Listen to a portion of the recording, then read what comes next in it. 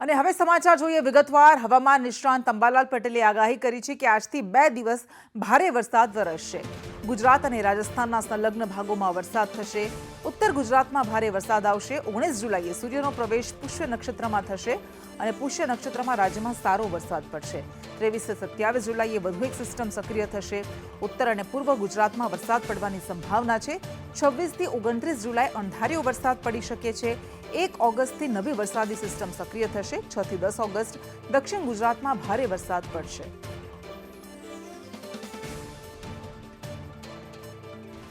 તારીખ 26ની આસપાસ અણધાર્યો વરસાદ ગુજરાતના કેટલાક ભાગમાં થઈ શકે અને આ જે સિસ્ટમ છે 26થી 30માં એમાં પવનની ગતિ વધારે રહેવાની શક્યતા રહે છે। 2 થી 8 ઓગસ્ટમાં જે વરસાદ થવાનો છે તેમાં 6 થી 10 ઓગસ્ટમાં દક્ષિણ ગુજરાતના ભાગોમાં વરસાદ થવાની શક્યતા રહે છે। કેટલાક ભાગમાં ભારે વરસાદ થવાની શક્યતા રહે છે। તાપી નદીનું જળસ્તર વધવાની શક્યતા રહે છે।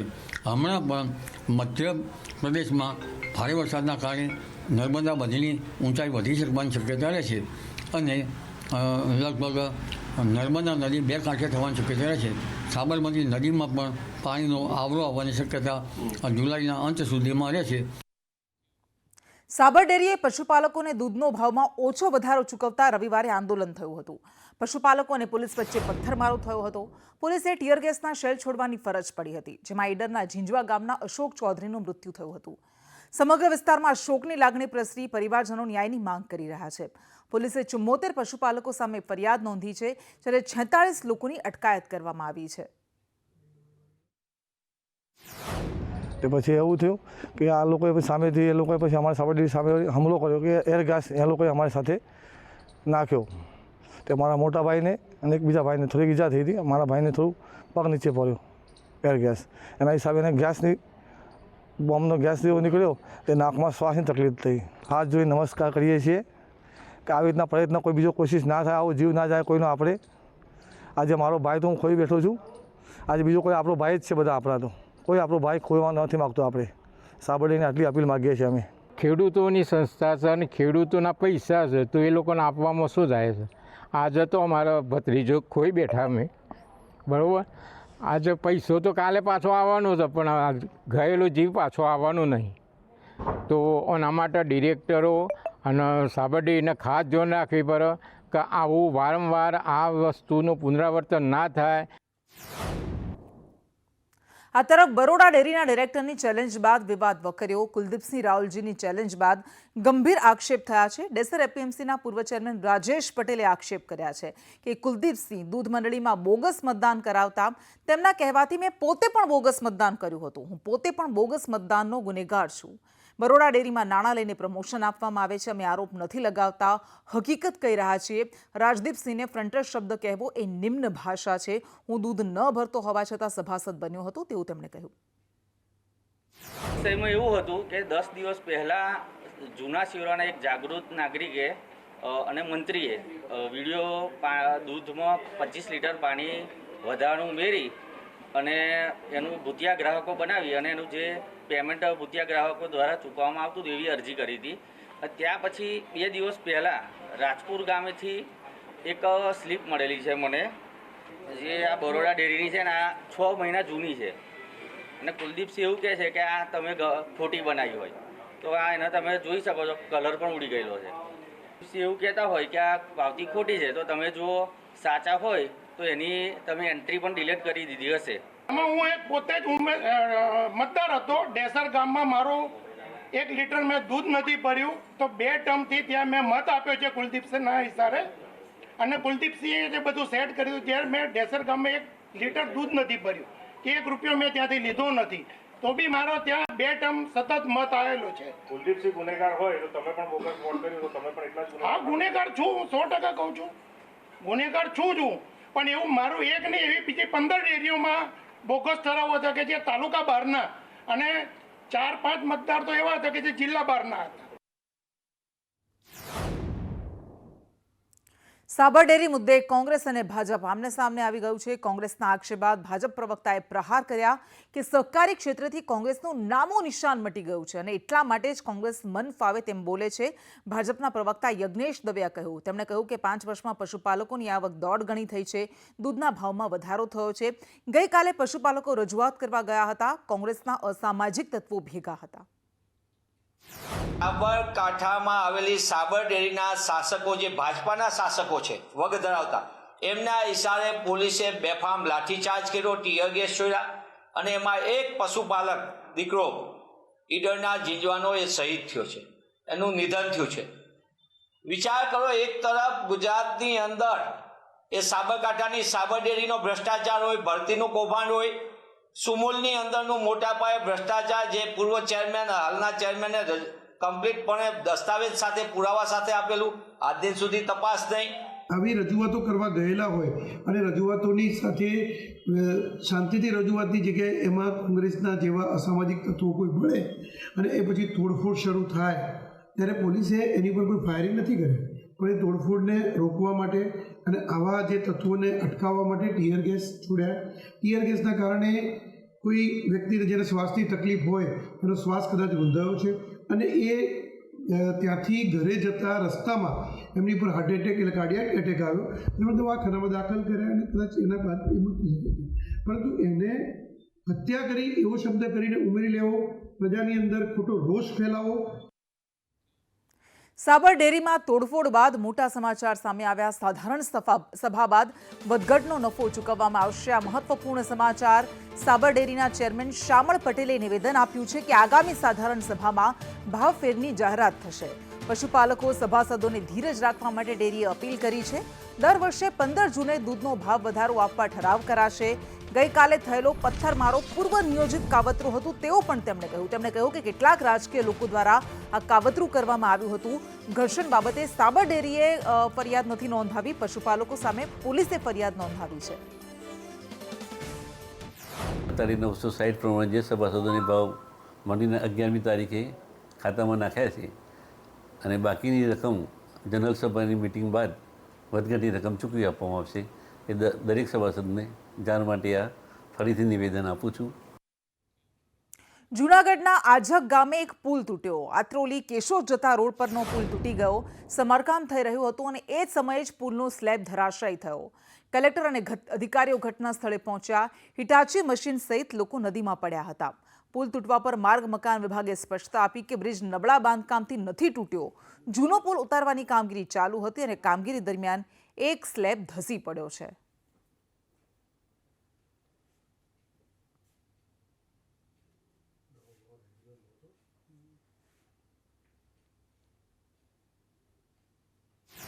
લગભગ પ્રાથમિક અંદાજ પ્રમાણે 85 અરાઉન્ડમાં ઇરિગેશન દ્વારા બનાવ્યો હતો, પણ 11 તારીખે એક્ઝિક્યુટિવ એન્જિનિયર અને એમની ટીમ દ્વારા ચેક કર્યું અને એમને લાગ્યું કે ટેકનિકલી આ બ્રિજ આપણે તોડી અને પ્રિકોશનના ભાગરૂપે પગલાં લેવા જોઈએ. તે પગલાંના ભાગરૂપે આખી એક્સરસાઇઝ કરવામાં આવી. રોડ અને રસ્તાની કામગીરીને લઈને સરકાર એક્શન મોડમાં આવી ગઈ છે. સમય મર્યાદામાં કામ ન કરનાર એજન્સીઓને નોટિસ આપવામાં આવશે. નબળી ગુણવત્તાના રોડ બનાવનાર એજન્સીઓને નોટિસ ફટકારવામાં આવશે. જામનગર, ભાવનગર, જૂનાગઢ મનપાએ નોટિસ ફટકારી છે. વધુ સ્થળો પર નિરીક્ષણ કરી કડક કાર્યવાહી કરવાના આદેશ અપાયા છે.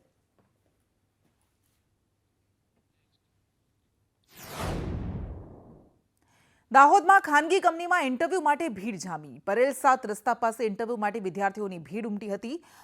કેટલાક માત્ર 160 જેટલા પદો માટે આ ભરતી હતી અને એમાં હજારોની સંખ્યામાં યુવાનો ઉમટી પડ્યા હતા. એ બતાવે છે કે ગુજરાતમાં બેરોજગારીનું શું ચિત્ર છે. આ પહેલા ભરૂચથી પણ કંઈક આવું જ ચિત્ર સામે આવ્યું હતું. આ તરફ નવસારીના વાંસદામાં કોંગ્રેસે હલ્લાબોલ કર્યો. બિસ્માર હાઈવેને લઈને કોંગ્રેસ દ્વારા હલ્લાબોલ કરવામાં આવ્યો. ધારાસભ્ય અનંત પટેલની આગેવાનીમાં ચક્કાજામ કરાયો. કોંગ્રેસે હાઈવે જામ કરતા ધારાસભ્યની ટીંગાટોળી કરવામાં આવી. બિસ્માર હાઈવે 10 દિવસમાં રિપેર કરવાની ખાતરી અપાઈ છે. હાઈવે 56 વાપીથી શામળા સુધીનો નેશનલ હાઈવેનો રોડ અત્યંત બિસ્માર છે. દર વર્ષે બિસ્માર થાય છે. આજે અમે ચક્કાજામ કોંગ્રેસ સમિતિના આગેવાનો દ્વારા અમે કરવામાં આવ્યું અને અમારે એક જ ખાતરી જોઈતી હતી કે આ રસ્તા પરના ખાડા કેટલા દિવસમાં દૂર કરો, આ રસ્તો કેટલા દિવસમાં સારો બનાવો. હાઈવે ઓથોરિટીએ જેને એજન્સી આપી કામ આપ્યું છે એમણે આવીને અમને એક અઠવાડિયાનો પોલીસ અધિકારીની સમક્ષ અમને એશ્યોરન્સ આપ્યું છે અને જ્યાં સુધી રોડ ન બને ત્યાં સુધી અમારું આંદોલન અમે ચાલુ રાખીશું. ચૈતર વસાવાના લાફાકાંડમાં સૌથી મોટા સમાચાર સામે આવ્યા. લાફાકાંડના મુખ્ય ફરિયાદી સંજય વસાવાએ નિવેદન આપ્યું છે કે ચૈતર માફી માંગે તો કેસ પરત ખેંચવા માટે હું તૈયાર છું. ડેડિયાપાડાના બિરસા મુંડા ચોકમાં આવીને ચૈતર વસાવા માફી માંગે, જો એ માફી માંગે તો હું માફ કરવા તૈયાર છું. સમાજના આગેવાનો અને મહિલાઓ સમક્ષ તે માફી માંગે. નાનો સત્ય હકીકત ઉલ્લેખ કરેલ છે. એની અંદર મેં લખ્યું પણ છે કે ચૈતરભાઈ જાહેરમાં માફી માગશે તો હું એમને માફ કરવા. મેં ડૉક્ટર પ્રદીપ ગરાસિયા સાહેબને પત્ર લખેલ છે. ચૈતરભાઈ સમાજની દીકરીઓ સામે આવી બિરસા મુંડા ચોક પર જાહેરમાં આવીને માફી માગે. સુરતના કતારગામમાં ટ્યુશન શિક્ષિકાએ આપઘાત કરી લીધો. 19 વર્ષીય નૈના બાબડિયાએ ગળે ફાંસો ખાઈને આપઘાત કર્યો. એક વિકૃત યુવક હેરાન કરીને તેને બ્લેકમેલ કરતો હોવાના આરોપ લાગ્યા છે. આ વિકૃત યુવક ટ્યુશન શિક્ષિકાને માનસિક ત્રાસ આપતો હતો. આપઘાત મુદ્દે વિજય માંગુકિયાએ સીએમને રજૂઆત કરી છે. સિંગણપુર પોલીસે આપઘાતને લઈને તપાસ હાથ ધરાઈ. સુરતના કતારગામ વિસ્તારમાં 19 વર્ષની પાટીદાર દીકરીએ આપઘાત કર્યો છે. નીલ નામના યુવકને સતત ત્રાસ આપવા હોવાના કારણે આપઘાત કર્યો છે. ત્યારે પરિવારજનો જોઈ શકાય છે. પરિવારજનો જે છે તે હાલ શોકના કરતાઓ થઈ ચૂક્યા છે. આપણે દીકરીના પિતા પણ અહીં ઉપસ્થિત છે, તેમને પૂછીશું કયા પ્રકારની સમગ્ર દીકરીએ ફરિયાદ કરીને કરીને આપઘાત. 6 મહિના પહેલા દીકરી એવું કીધેલું એનું એ કે મને છે ને આ છોકરો હેરાન કરે છે. પછી મેં એના પપ્પાને ફોન કરેલો, ત્યાંથી નંબર લીધો મેં સ્કૂલમાંથી છોકરાના પપ્પાનો. મેં એને ફોન કરેલો, એ નીકળ્યો તારી પાસે એનો નંબર કેમ તારો એની પાસે ગયો કે એની કાકાની છોકરી ત્યાં ભણવા આવે છે, કોઈ મૂકવા લેવા આવતી હોય છે, આ આવતો હશે. પછી એને મૂકીને અહીંયા ઠેઠ મારા ઘર સુધી આવતો હતો. એક જ વાત છે કે આ પ્રકારના નરાધમો, જે વિકૃત માનસિકતા ધરાવતા નરાધમો છે, એને કાળા કાચની ગાડીઓ હોય એને ડિટેન કરવામાં આવે અને એમને જેલના હવાલે જેલના સળિયાની પાછળ મોકલવામાં આવે. અને તો સુરતમાં 19 વર્ષીય યુવતીના આપઘાત મુદ્દે ફરિયાદ દાખલ કરાઈ છે. નીલ દેસાઈ અને તેના પિતા સામે ફરિયાદ નોંધાઈ છે. યુવતીના પિતાએ દુષ્પ્રેરણાનો ગુનો નોંધાવ્યો છે. નીલ સંબંધ રાખવા માટે દબાણ કરતો હોવાના આક્ષેપ કરાયા છે. ફોન પર અભદ્ર ભાષામાં વાત કરતો હતો, 30,000ની માંગણી કરતો હતો. નીલના પિતાને આ સમગ્ર વાતની જાણ હોવાનો પણ ઉલ્લેખ કરાયો છે. નીલના પિતાએ ધમકી આપ્યાનો પણ ફરિયાદમાં ઉલ્લેખ કરાયો.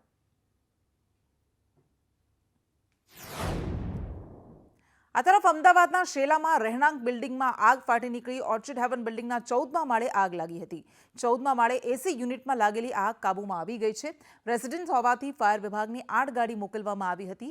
ફાયર વિભાગ દ્વારા આગ પર કાબૂ મેળવી લેવાયો છે. તો શેલાની આ ઘટના જ્યાં રહેણાંક બિલ્ડિંગમાં આગ ફાટી નીકળી હતી. ઓર્ચિડ હેવન કરીને બિલ્ડિંગ છે શેલા વિસ્તારની અંદર. 14મા માળે ઈ બ્લોક 142 નંબરમાં આગ લાગેલી. એસીની અંદર શોર્ટ સર્કિટ થવાને કારણે आग लागेली थी. आग कंट्रोल में से कोई जानहानि है नहीं. मैंने हाथों हाथ एम्बुलेंस में फ़ोन मारा उधर क्या नाम फायर में, और हाथों हाथ इन सब टीम को मैंने अलर्ट कर दिया, मैं जाओ फटाफट और फायर का वो पाइप लेके सब अंदर जाओ. बहुत बढ़िया दिखाई, लोग सारे लोगों ने हेल्प की है. और इससे पहले हमारे 2 महीने पहले फायर वालों का यहाँ वो था कैंप लगा हुआ था, उसमें सबको ट्रेनिंग दी थी. मैं था, मेरे साथ एक प्लम्बर अनिल था. दोनों लोग अंदर गए तो पूरा रूम जल रहा था मेरे सामने. मैं 2 फायर वाला पाइप लेकर गया, पूरा पानी से मैंने उसको बंद कर दिया. ગાંધીનગર મહાનગરપાલિકાએ મહત્વનો નિર્ણય કર્યો છે. જાહેર સભા કે કાર્યક્રમમાં સ્ટ્રક્ચરલ ડોમ માટે ચાર્જ લેવામાં આવશે. સ્ટેન્ડિંગ કમિટીની બેઠકમાં આ નિર્ણય લેવાયો છે. ટેમ્પરરી સ્ટ્રક્ચર ઊભું કરવા મનપાની મંજૂરી લેવી પડશે અને મંજૂરી સાથે નિયત કરેલા દરની ચૂકવણી કરવી પડશે. મોટા ડોમમાં સુરક્ષા સહિત મુદ્દાઓને ધ્યાને રાખીને નિર્ણય કરાયો. ગાંધીનગર મહાનગરપાલિકામાં સ્ટ્રક્ચરવાળું ટેમ્પરરી કોઈ પણ વસ્તુ ઊભી કરવામાં આવશે એના માટે એમણે પરવાનગી લેવી પડશે અને એનો સ્ક્વેર મીટર ઉપર અલગ અલગ એરિયા પ્રમાણે, ધારો કે 100થી નીચેનું હોય તો એનો 200 રૂપિયા ચાર્જ છે, 100થી 500ની વચ્ચે હોય તો એનો 100 રૂપિયા ચાર્જ છે, એવી રીતે 2500થી વધારાનો હોય તો 75 રૂપિયા ચાર્જ છે પર સ્ક્વેર મીટર. એવી રીતે ટોટલ એસ્ટિમેશન બનશે અને એના 25% એ લોકોએ વહીવટી ચાર્જ ચૂકવવો પડશે.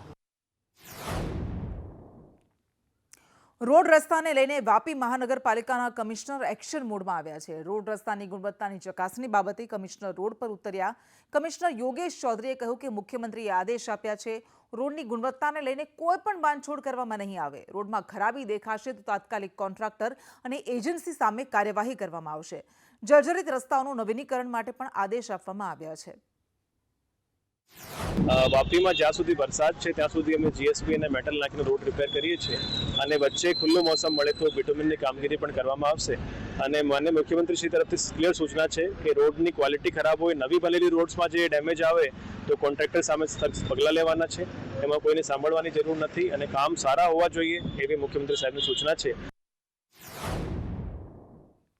ભાવનગર શહેરમાં ભરતનગર ચોકડીથી તળાજા જકાતનાકા તરફ જવાનો રસ્તો છેલ્લા કેટલાય સમયથી બિસ્માર હાલતમાં છે. ખાડાને લઈને વાહન ચાલકો ત્રાહિમામ પોકારી ઉઠ્યા છે. છેલ્લા ઘણા સમયથી રસ્તાનું સમારકામ ગોકળ ગતિએ ચાલી રહ્યું છે, જેથી સ્થાનિકોને ભારે રોષનો સામનો કરવો પડી રહ્યો છે. સ્થાનિકો ભારે રોષ પ્રગટ કરી રહ્યા છે. ત્યારે મહાનગરપાલિકાએ 800 કરોડના ખર્ચે વિકાસના કામ હાથ ધર્યા છે. ચોમાસામાં ડ્રેનેજ અને પાણીની લાઇનની કામગીરીને લઈને લોકો હાલાકી ભોગવી રહ્યા છે. ભરતનગર ચોકડીથી તળાજા જકાતનાકા સુધીની પણ ડ્રેનેજ લાઇન નવી નાખવામાં આવી રહી છે અને તેમાં કામ ચાલુ જ હતું, પણ થોડો વરસાદ આપણને વિઘ્ન નાખ્યું, તેથી કામ અટકાયેલું છે. પણ ફરી પાછું કોરાડું નીકળતા જ કામ ચાલુ કરી દેવામાં આવશે અને ક્યાંય લોકોને તકલીફ નહીં પડે તેવો હું આ માધ્યમથી ખરેખર ચોમાસું આવવાનું હતું ત્યારે અગાઉ રોડ કરી નાખવા જોઈએ, પણ ભાવનગરની અંદર ભ્રષ્ટાચાર 20% ને 30%ને કારણે જ્યાં હારા રોડ હોય ત્યાં પણ તોડીને રોડ કરે છે. આ શિવાજી સર્કલથી લઈ અને દુખીશ્યામ બાપાના ચોક સુધી સરસ મજાનો રોડ હતો, ત્યાં વળી રોડ કર્યો. હાલની તારીખે એક રોડ બંધ કરી દીધો. લોકોને પારાવાર મુશ્કેલી પડે છે, પારાવાર હેરાન થાય. ભરૂચ મનરેગા કૌભાંડમાં કોંગ્રેસ નેતા હીરા જોટવાની ધરપકડ કરવામાં આવી હતી. આ મામલે આજે ગીર સોમનાથ જિલ્લાના સર્વે સમાજના આગેવાનો ભેગા થયા. હીરા જોટવાના સમર્થનમાં આવેલા ગીર સોમનાથ સર્વે સમાજના આગેવાનોએ જિલ્લા કલેક્ટર મારફતે રાજ્ય સરકારને આવેદનપત્ર આપ્યું હતું. કોંગ્રેસના અગ્રણી અમારા ઉપપ્રમુખ હીરાભાઈ જોટવાને ટાર્ગેટ કરવામાં આવ્યા અને એની પાછળનો સરકારનો હેતુ એ છે કે આ મંત્રીશ્રીનું જે કારસ્થાન એના પુત્રો દ્વારા કરવામાં આવ્યું છે એ વાત લોકોના મગજમાંથી ડાયવર્ટ થાય અને કોંગ્રેસને ટાર્ગેટ કરી અને હીરાભાઈને ટાર્ગેટ કરવામાં આવ્યા છે. હીરાભાઈ જોટવાની સીધી ટાર્ગેટ કરી કિન્નાખોરીથી રાજ્ય સરકારના તંત્ર દ્વારા એમને હેરાન કરવામાં આવે છે. એના માટેની રજૂઆત કરવા માટે સર્વ જ્ઞાતિના આગેવાનો અહીંયા ઉપસ્થિત છે અને કલેક્ટરશ્રીને અત્યારે આવેદન આપીએ છીએ. આવેદનના રૂપમાં સરકારશ્રીનું ધ્યાન દોરીએ છીએ કે આ રાજ્યની અંદર હાથી છટકી જાય ને પૂંછડી ફસાઈ જાય એવો ઘાટ ઘડાયેલો છે. તો આમાં સરકારની પણ ગંભીર ક્યાંક ને ક્યાંક બેદરકારી હોય. ટ્યુશનિયા શિક્ષકો સામે મહેસાણા જિલ્લા શિક્ષણ વિભાગ એક્શન મોડમાં આવ્યું છે. ટ્યુશનિયા શિક્ષકો સામે અનેક ફરિયાદો ઉઠી છે, ત્યારે શિક્ષણ વિભાગે ટ્યુશનિયા શિક્ષકો સામે ગુપ્ત રાહે તપાસ હાથ ધરી છે. પ્રાથમિક તપાસમાં સરકાર શાળા શિક્ષકો ટ્યુશન કરાવતા હોવાના પુરાવા હાથ લાગ્યા. શાળાના સંચાલકો પાસે ટ્યુશન રજિસ્ટર અપડેટ કરવા અને તમામ શંકાસ્પદ ટ્યુશનિયા શિક્ષકો પાસે બાહેંધરી પત્ર લખાવી લેવાની સૂચના આપવામાં આવી છે. તમામ સંચાલક મંડળોને પણ જાણ કરેલી અને આચાર્યશ્રીઓને જાણ કરેલી કે ભાઈ તમામ શિક્ષકો પાસેથી એમ કે ટ્યુશન રજિસ્ટર અપડેટ કરી અને એમની જોડેથી ટ્યુશન ન કરાવવા બાબતનું જે છે એ બાંયધરી પત્રક લઈ અને પોતાની એમ કે જોડે રાખી અને તેમનું જે છે દેખરેખ રાખવા માટે પણ જાણ કરેલી. જો પણ આવા કોઈ શિક્ષકો એમ કે તપાસના અંતે દોષિત જણાય તો એમના વિરુદ્ધ નિયમ અનુસારની કાર્યવાહી કરવા માટે પણ જાણ કરી.